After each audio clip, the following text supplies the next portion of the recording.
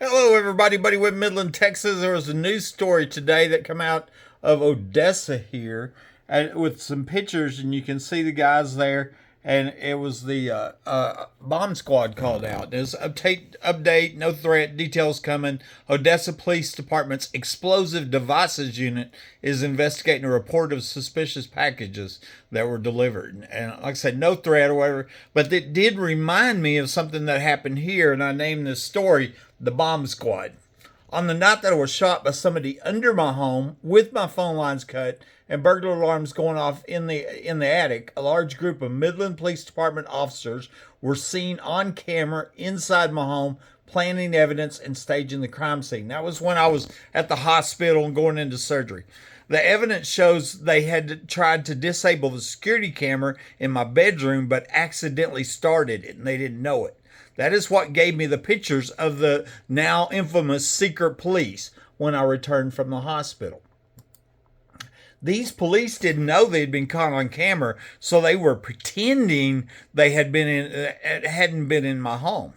3 days later, MPD Detective Rosie Rodriguez showed up at the hospital with the permission to search form for me to sign, or consent to search form. I wondered why they had waited for so long to start investigation, not knowing they had already been in my home. The last thing that I thought was the Midland police were involved in the non-stop crimes that had been committed against me, but that is exceedingly clear now.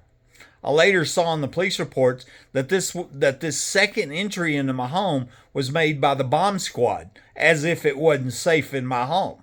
It was plenty safe when they were here on the night I was shot, but they didn't plan on anybody finding out about that. And they also didn't want anybody to find out they were under my home and come up from under my home into my home that night. 5 officers, Davis, Dickey, Chatwell, Angel, and Hale.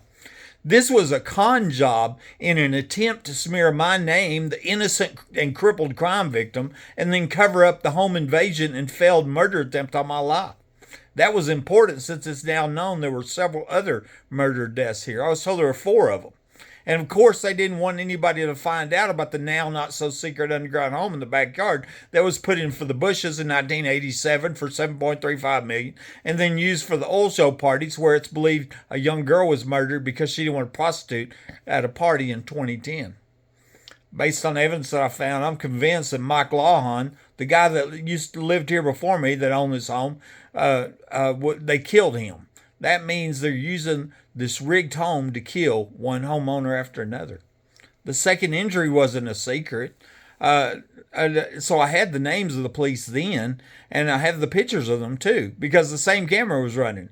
I wondered if the members of the bomb squad knew about the underground home, and if they did, then they must know that they were covering up a premeditated capital attempted murder. That's a very important question, you know. I mean, it's like life in prison or not life in prison. Good cop or extremely dirty cop, you know. The secret police from the first entry were not identified for 6 years, and that only happened because I saved up disability money and offered a reward that was collected by a PI. It's the first time in the history of America a crime victim had to offer a reward to identify police, not a news story in the nation. The following years, when I found out there was a police report all along that had been illegally withheld from me by the Midland Police Department. Notice I've been tagging them on it so they know, you know. The timestamps on this report, along with the timestamps from the security cameras, prove that 5 MPD officers, Davis, Dickey, Chatwell, Angel, and Hale, were under my home that night that I was shot by somebody under my home. And a little side story, just this week, I believe it was Matt Davis was smearing my name and spreading lies on TikTok on one of my videos. And I've also suspected that Martin County Sheriff John Woodward and the late Midland County Deputy Mike Naylor were also under my home that night. That explains why they showed up at my home minutes after this premeditated murder attempt. Remember, Woodward showed up with the spotlight on looking for me. He's a sheriff from a whole nother county, wasn't dispatched by Martin County or Midland County, just happens to show up minutes after I'm shot and crawled out, right? That makes me wonder, maybe he was a shooter. And possibly MPD Detective Rosie Rodriguez and Officer April Chandler were also under my home, as multiple proofs show them tampering with the evidence and falsifying the police reports. I'll post pictures of the bomb squad. Okay, and so here I'm going down in the comments, in the first comment, I want to show you the consent to search form. Okay, Buddy Webb, consent to search. Okay, right here. Detective Rosie Rodriguez, Midland Police Department, 3802 Fair Circle. I'm thinking, oh man, finally the police are going to do something. Not knowing, that they're the ones that are under my home, tampering with evidence, destroying my life with lies. Here, I'm a lifelong supporter of the police, thinking, oh, the cavalry's here, they're going to do something, and they were involved in the crimes and at this home, and maybe the murders. This evidence log wasn't, the consent search form, it wasn't submitted into evidence until 4 months, 28 days later. Okay, that's what I was showing here. That here it was signed 2/1/12 and it wasn't submitted into evidence, and that was right when they closed my case. So what I think is Rosie Rodriguez never planned on submitting this form, and there was also some the CD photos, victim statement, and 2 drawings, but she wasn't going to submit that until the last minute, and probably only then because you found out, oh, we got caught on camera. Yeah, you did. You got caught on camera. You sure did. Here was the second entry. Like I said, this wasn't the secret entry. That's the second one. I had a police report on it. You see, this guy, he's only got one arm. He blew his arm off in a training accident. So, I know who he is. I've got his name anyway on the police report, Brian Rackow. And he was here, I think, the day before, and my daughter drove over and picked up my dog from my house, and Rosie Rodriguez and Rackow was here at my house the day before. And I seen him at the store, and he just hides from me, and I feel sure he knows, and he knew this was a premeditated capital murder attempt that the police were involved in.